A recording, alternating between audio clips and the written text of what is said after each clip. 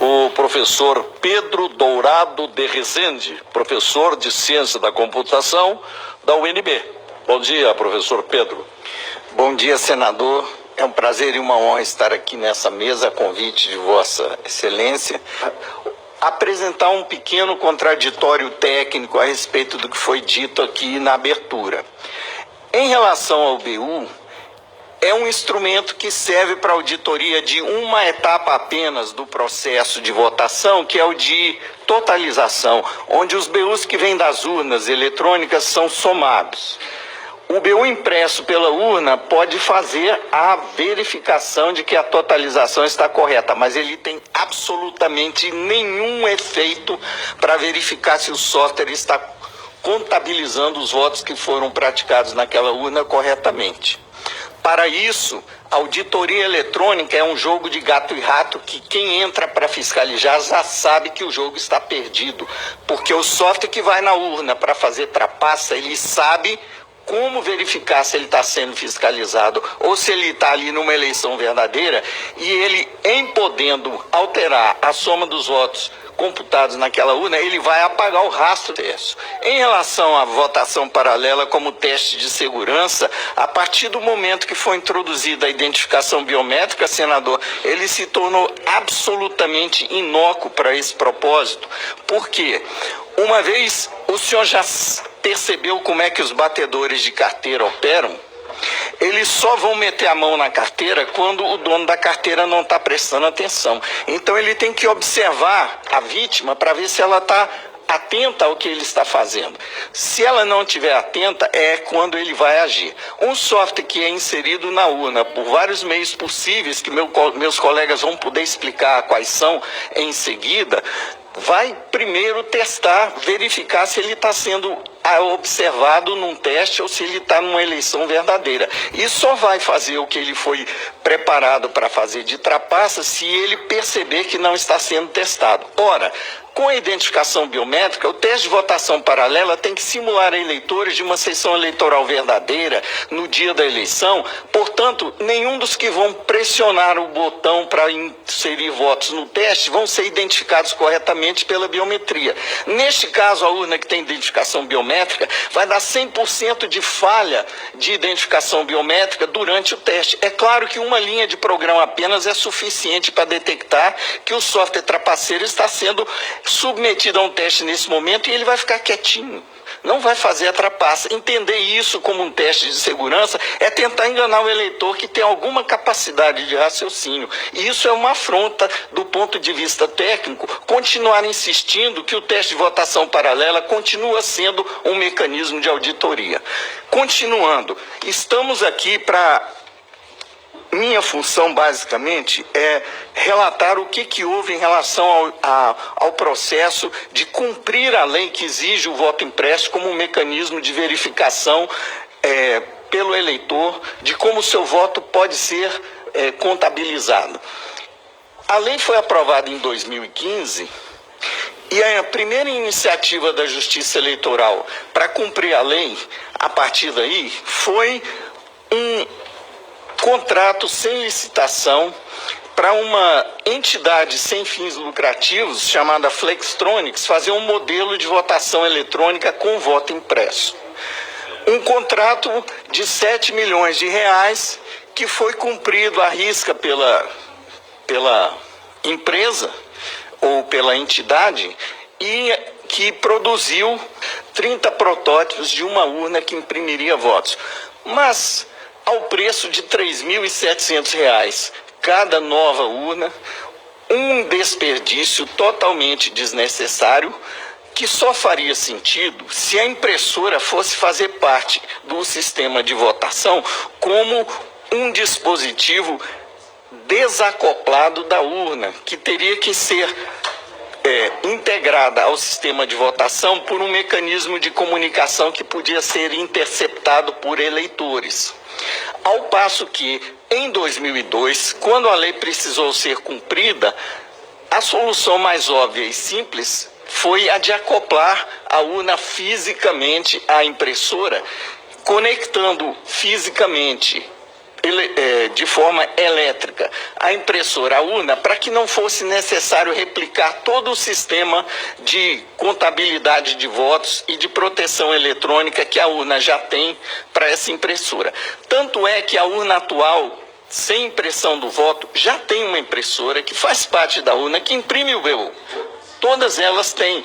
Então, o sistema de software da urna já está preparado para dialogar com uma impressora. Não é necessário contratar uma empresa para desenvolver toda uma replicação do sistema da urna a pretexto de precisar imprimir o voto. E foi essa solução que foi encomendada em 2017.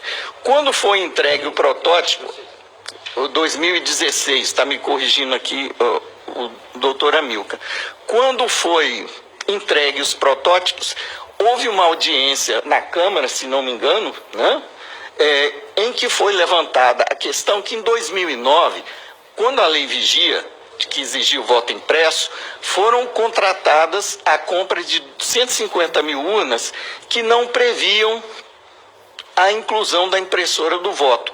O TSE foi questionado por que ele não estava cumprindo a lei que exigia impressão do voto na compra de 150 mil urnas, e a resposta que o TSE deu através de um comunicado oficial, comunicado 10, número 10 daquele ano, era de que a urna vinha já, o modelo que estava sendo licitado já vinha configurada para receber um módulo de impressão de votos acoplável a ela, em que, portanto, quando fosse o caso, seria compradas as impressoras como um dispositivo adicional que seria acoplado à urna.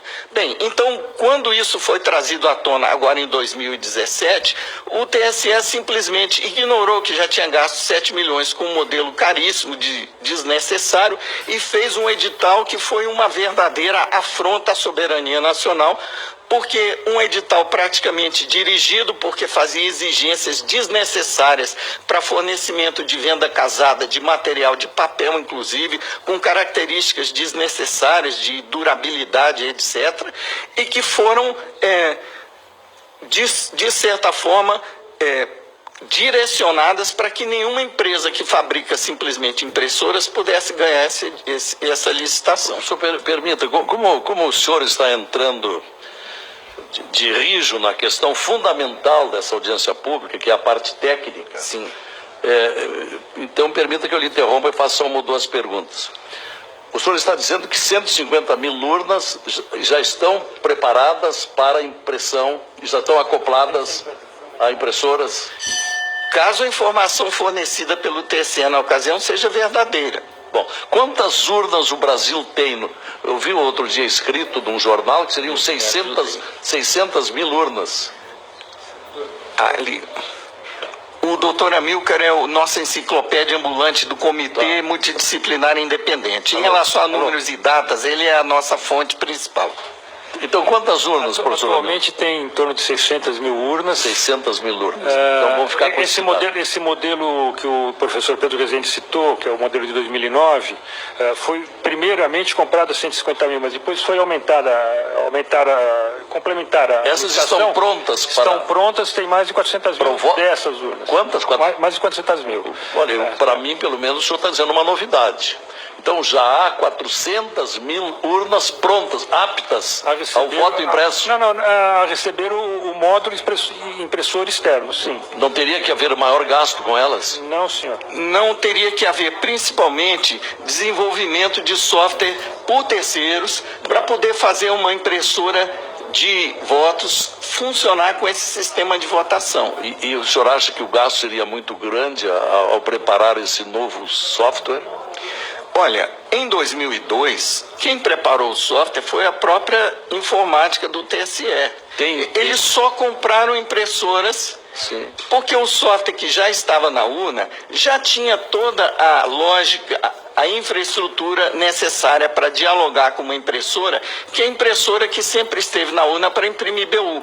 Só precisava duplicar aquela forma de interagir com o dispositivo para agora falar o sistema com uma segunda impressora que imprimiria cada voto. O senhor diria então que essa versão corrente de que o tribunal teria que gastar em torno de 2 bilhões de reais para habilitar o voto impresso, isso não procede? Isso é uma posição de má vontade que encontrou uma forma de inviabilizar o cumprimento da lei, primeiro com um argumento de falta de orçamento. Por uma iniciativa do pessoal que está aqui assistindo, da sociedade civil, foi feito um aporte de emergência no orçamento desse ano para suprir o TSE de 250 milhões de reais adicionais para ele poder 250 milhões mataria a questão. 250 milhões foram incluídos no orçamento de emergência para contrapor o argumento de que o TSE não tinha verba para gastar tanto dinheiro para botar impressora em tantas urnas. O que aconteceu depois no edital seguinte desse ano foi um contrato de 62 milhões que não gastou nem um terço do orçamento que estava disponível e que estava, digamos, cheio de especificações desnecessárias para cumprir a função que é imprimir votos. Bom, eu não sei se meu tempo já... O senhor cumpriu o prazo até aqui, mas o senhor será convidado, interpelado seguramente mais adiante sobre o tema. Ok. Por enquanto, obrigado por sua participação. Pela ordem. Presidente. Aqui Capiberibe. Eu queria... Agradecemos a sua presença, bem como da senadora Simone Tebet. Professor Pedro, eu estou deduzindo pelas suas palavras e pelo histórico que eu conheço, dessa luta para tornar mais confiável, digamos, a votação, até porque nós já tivemos leis que introduziam o voto impresso, essas leis foram contestadas, e agora, de novo, há uma resistência. O TSE não quer imprimir o voto, é isso? Senador, infelizmente eu acho que é muito pior que isso. Porque o edital que foi feito a pretexto de cumprir a lei, que terceirizou praticamente tudo, basicamente abriu o cofre de segurança do sistema eleitoral brasileiro, em troca de um simples termo de sigilo, para que uma empresa estrangeira que ganhou a licitação pudesse conhecer todo o nosso sistema, inclusive o material criptográfico, que é, digamos, o alicerce do mecanismo de proteção que a Justiça Eleitoral alega ter construído no seu sistema, para que essa empresa possa desenvolver um sistema de votação de impressão do voto integrado ao sistema que existe hoje para as urnas eletrônicas. Sendo que não haveria nenhuma necessidade de entregar o código do sistema eleitoral para uma empresa que tem como responsáveis 3 venezuelanos e um português, que não tem nenhum compromisso com a legislação brasileira, inclusive de cumprir o tal termo de sigilo sobre o conteúdo do material dos sistemas que eles receberiam a pretexto de desenvolver o voto impresso. Isso, o que está no edital de licitação para implementar o voto impresso esse ano, a meu ver, é um ato de traição à soberania nacional. E esse edital não foi contestado por ninguém? Esse edital foi contestado pelo CEMIND em 7 petições, cujas cópias estão na minha mão. O senhor pode ler os termos da contestação? É longo? Não, Então o senhor pode ler agora. 5 linhas. Maria Aparecida Rocha Cortiz, advogada, OAB São Paulo, e Pedro Antônio Dourado de Rezende, professor de Ciência da Computação da UNB, membros do Comitê Multidisciplinar Independente, ente da sociedade civil, vem à presença do egrégio Tribunal de Contas da União apresentar representação em face do Tribunal Superior Eleitoral para anulação da licitação 106/2017, apuração de responsabilidades e demais providências para ressarcimento ao erário público de eventuais prejuízos gerados conforme abaixo articulado. E o parágrafo que cita o comentário que eu fiz em resposta ao senador Capiberibe é o seguinte: violação e risco à segurança e soberania nacional. Item 4. Certo é e consta de forma expressa do edital que haverá compartilhamento de informações confidenciais sensíveis à segurança do processo de votação entre a empresa estrangeira e o TSE para fins de desenvolvimento desnecessariamente terceirizado da interface entre os equipamentos de votação e os da impressão de votos.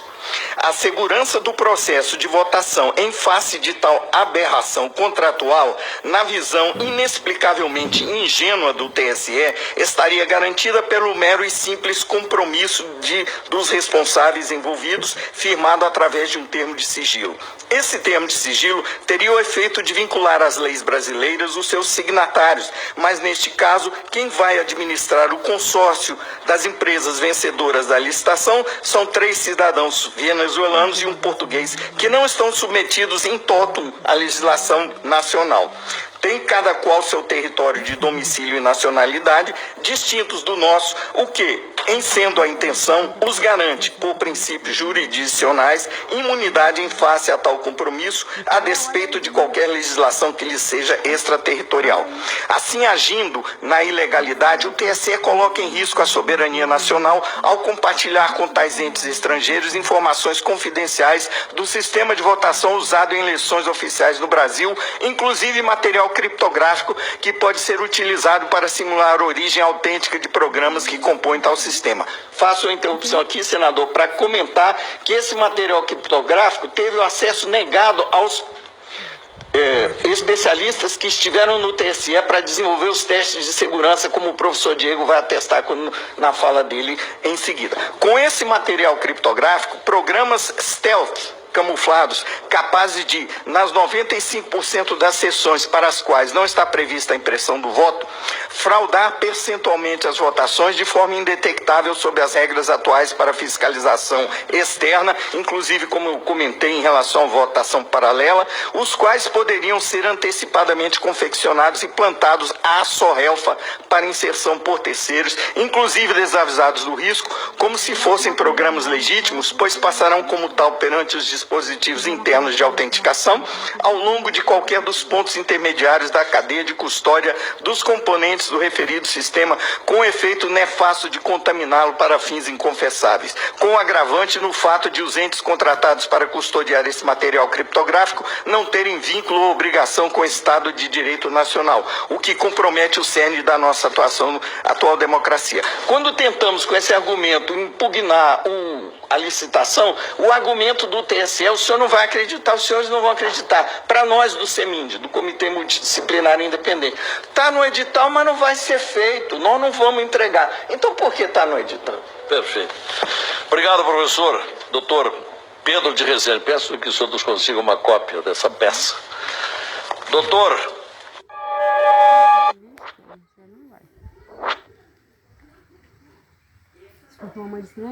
Ricardo já deixou